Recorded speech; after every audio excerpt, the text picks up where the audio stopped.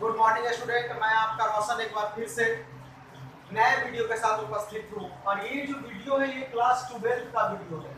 Class 12 Hindi आप लोग को पाठ 2 काव्य खंड से पढ़ा रहा हूँ जो सूरदास के द्वारा लिखी गई है और इस ये पद चैप्टर में उपस्थित है। याद रखिए 100 मार्क्स का हिंदी है आपका।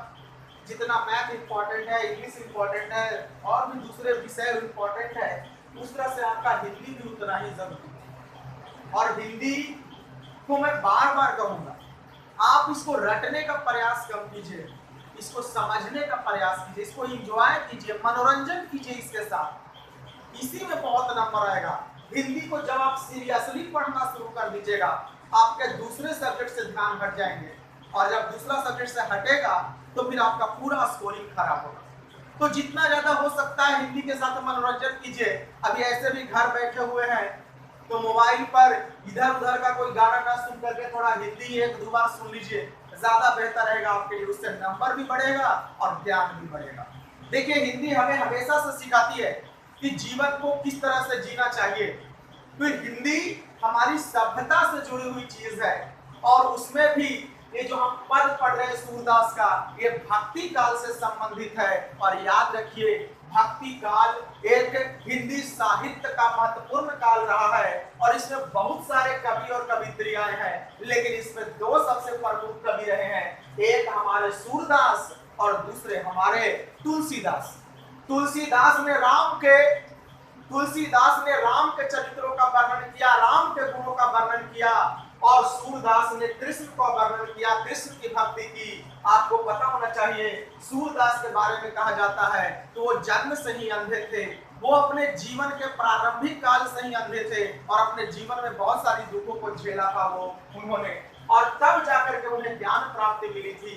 तो यहाँ देखिए, ये जो आज हम लोग पढ़ रहे हैं, ये काव्य खंड का दूसरा पाठ सूरदास के द्वारा लिखा गया है और ये सूर सागर से लिया गया है। ये जो पद है इसके दो पैराग्राफ है। पहला पैराग्राफ आज मैं लिख रहा हूँ, सूर सागर से लिया गया है और ये वात्सल्य रस का परिचय देता है। हिंदी में रस बहुत सारा है, प्रेम रस, वीर रस, उसी में एक रस आता है हमारा वात्सल्य रस। वात्सल्य रस का मतलब जहां मातृत्व प्रेम को, माता के प्रेम को दर्शाया गया है, यानी कि भगवान को एक माता किस प्रकार से प्रेम करती है उसके बारे में यहाँ पर बताया गया है।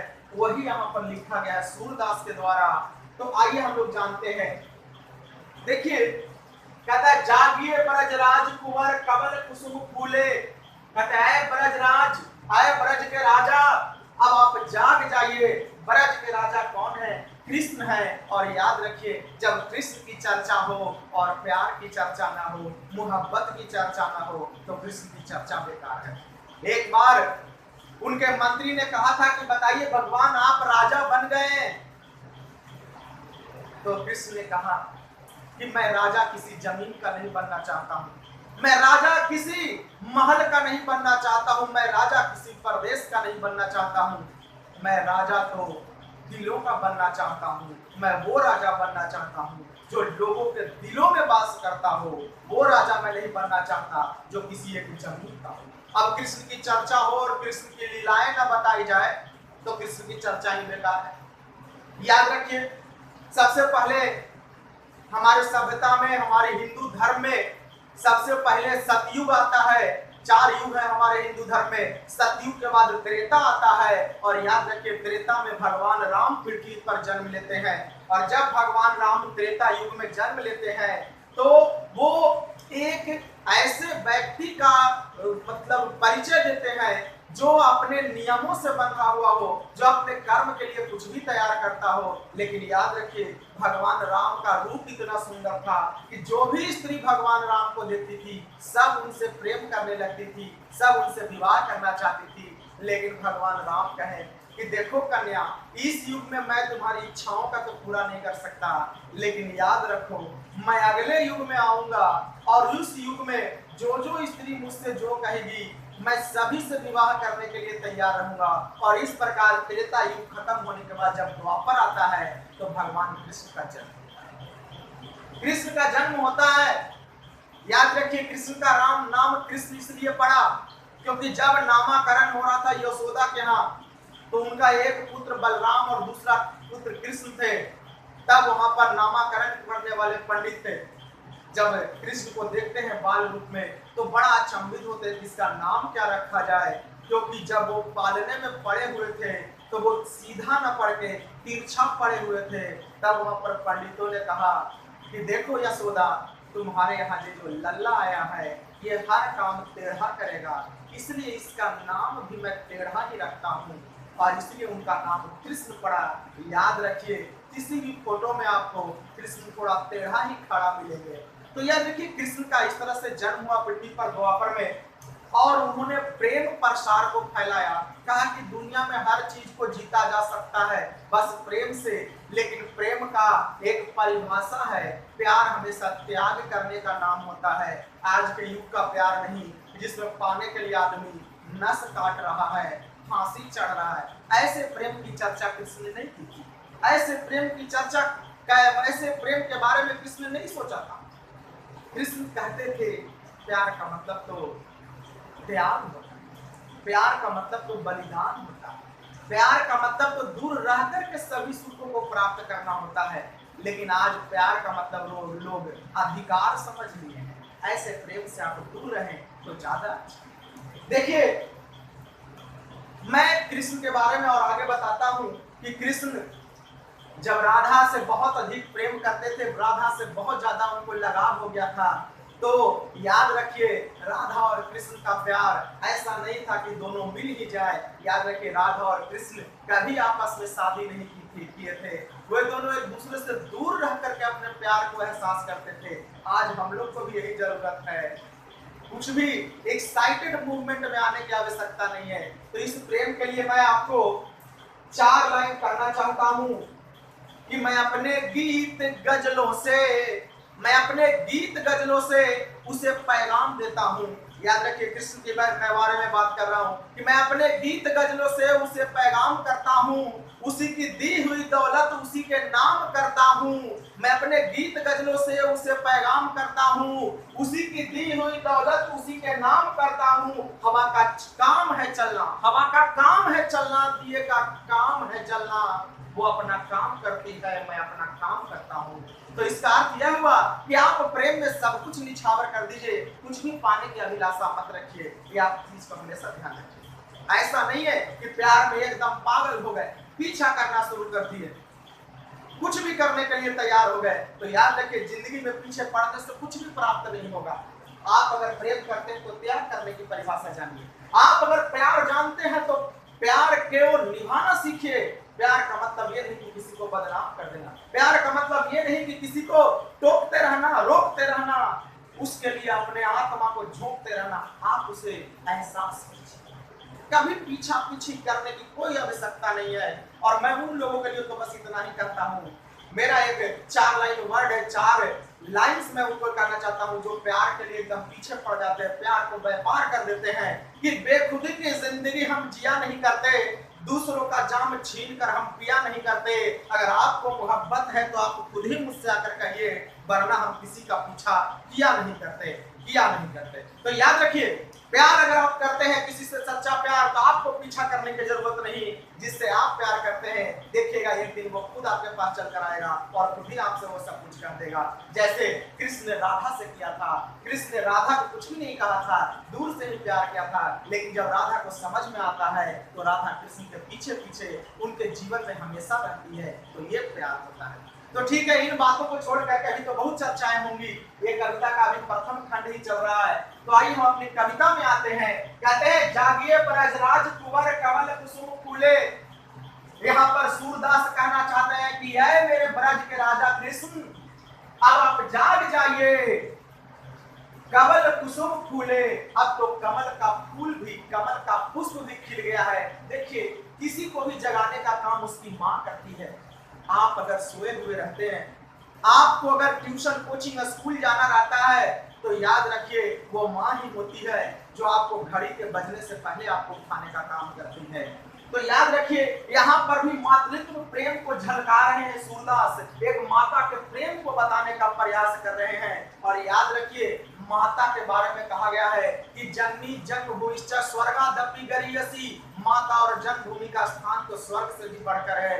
याद रखिए, इस संसार में आपको बहुत सारी चीजें दोबारा मिल सकती है, लेकिन एक माँ कभी आपको वापस नहीं मिल सकती। एक माँ के प्यार को दुनिया की किसी भी दौलत से खरीदा नहीं जा सकता। इसलिए आप अपनी माँ को प्यार कीजिए। आप अगर अभी तक अपनी माँ को सम्मान की दृष्टि से नहीं देखते हैं तो आज से ही माँ को सम्मान देना शुरू कीजिए, क्योंकि एक माँ जो आपके लिए कर सकती है दुनिया की कोई भी स्त्री आपके लिए नहीं कर सकती है। याद रखिए, पत्नी छोड़ करके भाग सकती है, लेकिन एक माँ आपके असहाय स्थिति में भी आपका मरते दम तक साथ देगी। इसलिए आप अपनी माँ को बेइंतहा मोहब्बत कीजिए, क्योंकि माँ ने ही आपको इस पृथ्वी पर लाया है। मैं तो कहता हूँ कि दुनिया की हर स्त्री को सम्मान देना चाहिए, खास करके दो तो एकदम है, एक माँ और दूसरी पत्नी, क्योंकि एक माँ है जो आपको इस पृथ्वी पर ले करके आई है और एक पत्नी वो होती है जो आपके लिए पूरी दुनिया को छोड़ करके आती है। इसलिए आप इन दोनों का सम्मान कीजिए, तहे दिल से सम्मान करिए। और मैं माँ के लिए तो बस इतना ही कहना चाहता हूँ कि फूलों से सीखो कि महकना क्या होता है, फूलों से सीखो कि महकना क्या होता है, चिड़ियों से सीखो कि चहकना क्या होता है। अरे पूछो उस माँ के दिल से कि एक बच्चे के बिना तड़पना क्या होता है, तड़पना क्या होता है। तो आइए आगे बढ़ते हैं। कहते हैं जागिए ब्रजराज कुंवर कमल कुसुम फूले। कहते हैं मेरे ब्रज के राजा अब जाग जाइए, अब तो कमल का फूल भी खिल गया है। याद रखिए, कमल का फूल सूर्योदय होने के बाद खिलता है। कुमुद वृंद, कुमुद वो फूल होता है जो रात में खिलता है और सूर्योदय होते ही मुरझा जाता है। कुमुद वृंद संकुचित भय। कहते हैं कुमुदनी का फूल जो है, कुमुद का जो फूल भी है, अब वो संकुचित हो गए हैं, मुरझा गए हैं। भींग लता भूले, और भंवरे अब लताओं पर जाने लगे हैं, फूलों की ओर जाने लगे हैं। आगे कहते हैं तमचुर खग, तमचुर का माने मुर्गा, खग माने पक्षी, रोर माने उनका शोर, उनकी आवाज। तमचुर खग रोर सुनहु। कहते हैं मेरे कृष्ण अब तो आप जाइए, मुर्गे भी बांग देने लगे हैं, चिड़िया भी शोर करने लगी है। बोलत बनराई, और ये सब जो है, बनराई का मतलब पेड़ हो गया, अब मुर्गा भी बांट दे रहा है, चिड़िया भी चहचहा रही है। कहां पर? पेड़ों पर। इसलिए आए मेरे ब्रजराज, आए मेरे कृष्ण, अब तो आप नींद से जाग जाइए। आगे कहते हैं रंभती, रंभती गौ खरिकनी में। अब गायें भी रंभती माने रंभाने लगी है। गायें भी जब आवाज करती है तो उसको रामबना कहते हैं। रंभती गौ खरिकन में। कहते हैं अब तो गायें भी बोलने लगी, आवाज देने लगी है। बछड़ा हित धाई, अपने बछड़े के लिए आवाज देने लगी है। इसलिए प्रभु अब आप जाग जाइए। ऐसा कौन कह रहे हैं? सूरदास कह रहे हैं। किससे कह रहे हैं? ब्रजराज कृष्ण से कह रहे हैं। कहते हैं विधुमलिन, विधु का मतलब चंद्रमा। कहते हैं विधुमलिन रवि प्रकाश, गावत नर नारी। अब चंद्रमा भी मलिन होने लगी है, विधुमलिन, चंद्रमा भी मलिन होने लगी है। रवि का मतलब सूर्य, सूर्य का प्रकाश चारों ओर फैल रहा है और इसमें नर नारी गाने लगे हैं, क्योंकि अब सूर्य का प्रकाश आ रहा है। याद रखिए, आगे करें कि सूर्य श्याम प्रातः उठो, अंबुज कर धारी। कहते हैं ऐ मेरे श्याम, ऐ मेरे कृष्ण, अब आप उठ जाइए, आपको सूर्य जगा रहा है। आज सूर्य का मतलब सूरदास जगा रहे हैं। अब आप उठ जाइए मेरे प्रभु। अंबुज का मतलब ही कमल होता है, अंबुज कर धारी, और कमल का पुष्प भी अब खिल करके इधर से उधर झूमने लगा है, कर बदलने लगा है। इसलिए मेरे प्रभु आप जाग जाइए, क्योंकि अब जागने का समय आ गया है। और आप अगर नहीं जागिएगा तो ये संसार नहीं जागेगा, और संसार नहीं जागेगा तो फिर कोई नहीं जागेगा। इसलिए आप जाग जाइए, ऐसा बार बार कह रहे हैं। कौन कह रहे हैं? सूरदास कह रहे हैं। तो याद रखिए, यहाँ पर हमारा पहला समाप्त हो गया। आपका होमवर्क यही रहेगा कि आप इसको लिखिए और लिख करके इसके अर्थ को होमवर्क के रूप में भेजिए। बस मैं इतना ही कहना चाहूंगा कृष्ण के लिए। कृष्ण की मैं बातों को आप तक पहुंचाना चाहूंगा। कृष्ण ने जो प्यार किया था उसकी बातों को कुछ पंक्तियों के सामने कहना चाहता हूँ कि नहारा है इश्क, नहारा है इश्क, नहारी है दुनिया। नहारा है इश्क, नहारी है दुनिया। इधर हवा चल रही है, उधर दिया जल रही है, यानी कि न दुनिया थकी है न इश्क कभी हारा है। ऐसा कृष्ण ने कहा है, न दुनिया थकी है न इश्क कभी हारा है। इधर हवा भी चल रही है, इधर दुनिया भी चल रही है, इसलिए संसार चलते रहेगा। आप अपना काम करते रहिए और मैं आपसे यही रिक्वेस्ट करना चाहूंगा कि आप जो भी काम करें दिल लगा कर करें, अगर ना करने की इच्छा हो तो मत ही करें। आज के लिए बस इतना ही, कल मिलता हूँ फिर कुछ पंक्तियों के साथ, तब तक के लिए नमस्कार।